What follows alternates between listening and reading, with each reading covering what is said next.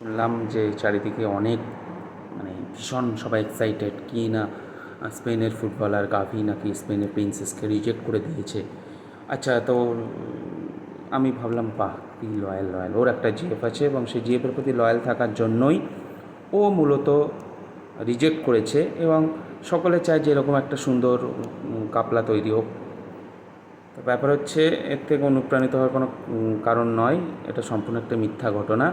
ফ্রান্সের যে এই স্পেনের যে রাজকন্যা প্রিন্সেস, ওর সাথে গাভির কোনো সম্পর্ক নেই।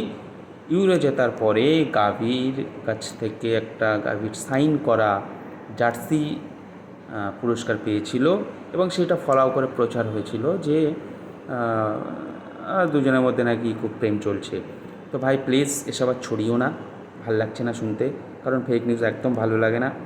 এই ফেক নিউজ হয়ে কত মারামারি কাটাকাটি চারিদিকে হয়ে যাচ্ছে।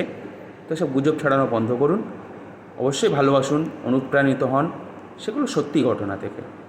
মিথ্যা রটনা এবং মিথ্যা ঘটনা থেকে নিজেকে বাঁচিয়ে রাখুন। শুভ সন্ধ্যা, ধন্যবাদ। মে মাস আজকে শেষ দিন, মাসটা শেষ হচ্ছিল না, অবশেষে আজকে শেষ হলো, কাল থেকে আবার জুন। ধন্যবাদ।